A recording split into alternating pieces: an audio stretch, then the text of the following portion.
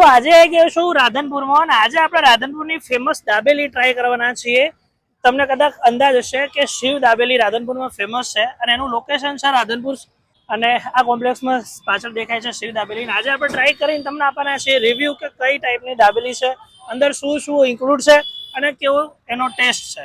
આપણે direct order કરી લઈશું. ઓર્ડર કરીને પછી આપણે ખાલી ટેસ્ટ કરવાની છે અને એ ટેસ્ટ કેવો છે એનું અમે તમે આપીશું રિવ્યુ. શિવ દાબેલી, અંકિતભાઈ, મોતીભાઈ અને લાલાભાઈ એમ 3 નામ લખેલા છે. આપણો ઓર્ડર ઓલરેડી આપી દીધો છે. પેલી એક દાબેલીનો ઓર્ડર હતો ને આપણે એ આપજો અત્યારે. આપણી દાબેલી થઈ ગઈ છે તૈયાર. સ્ટાફ હોય છે 3 થી 4 જણા કામ કરે છે.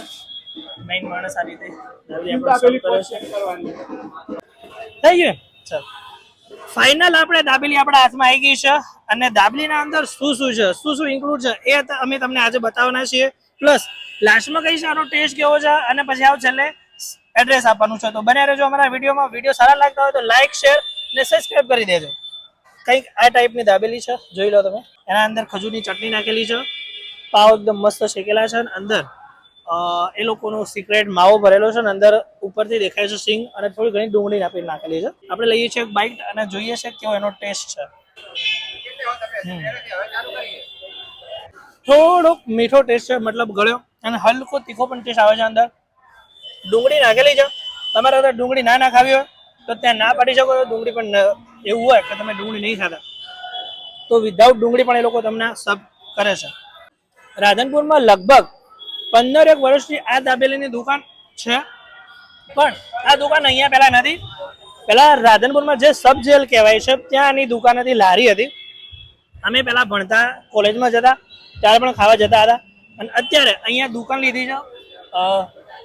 સાઈડમાં આઈસ્ક્રીમ પણ અમને ખોલેલી છે. તો તમે રાધનપુરમાં આવો તો એકવાર જરૂર ટ્રાય કરજો શિવની દાબેલી. તેણી માગો આવ્યું કરશો હું વિડીયો ચાલો ભાઈ હાલું હો.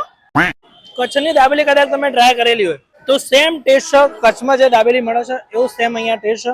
તમે જો આ દાબેલી ખાવા માંગતા હોય તો તમારે ચોક્કસ રાધનપુર આવવું પડશે.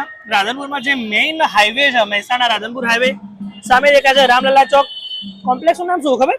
રાધનપુર હાઈવે ઉપર આવેલા ઇસ્કોન કોમ્પ્લેક્સમાં પ્રથમ જે પહેલી 2 દુકાનો છે એ શિવ દાબેલીની દુકાનો છે.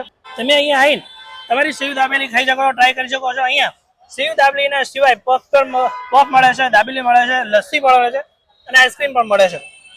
એકવાર જરૂર આવીને ટ્રાય કરજો અને મસ્ત રેકમેન્ડ છે કે એકવાર જરૂર આવજો.